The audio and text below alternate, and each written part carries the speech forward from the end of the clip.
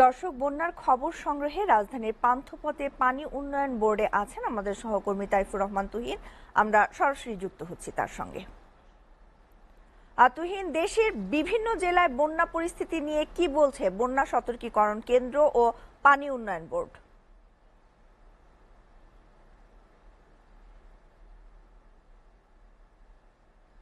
আপনাকে ধন্যবাদ। আপনি জানেন যে ভারতের উজান থেকে নেমে আসা ঢলে কিন্তু বাংলাদেশের বেশ কয়েকটি জেলায় কিন্তু প্লাবিত হয়ে আছে।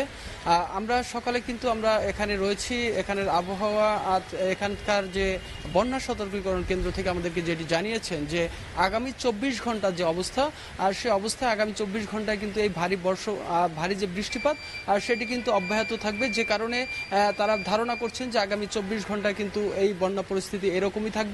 এবং তবে আগামী ২৪ ঘন্টা পরে যে ভারী বর্ষণ সেটি কিন্তু আস্তে আস্তে কমে আসবে।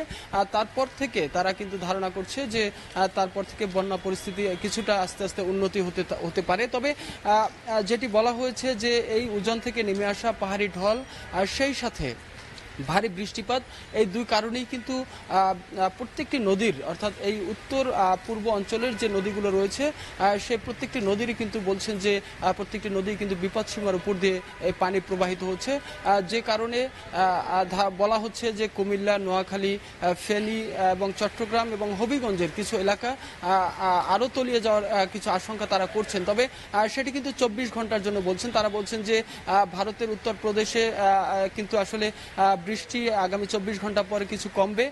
সে কারণে কিন্তু পানির যে প্রবাহ, সে পানির প্রবাহ কিন্তু আশা কমে যাবে, যে কারণে তারা ধারণা করছেন যে আগামী ২৪ ঘন্টা এই অবস্থায় থাকবে এবং তারপরে আস্তে আস্তে এই বন্যা পরিস্থিতি কিছুটা উন্নতি হতে পারে, এমন কিন্তু আভাস দিচ্ছেন বন্যা পূর্বাভাস কেন্দ্র। তো এই ছিল শ্যামলী আমার কাছে বন্যা পূর্বাভাস কেন্দ্র থেকে সর্বশেষ তথ্য।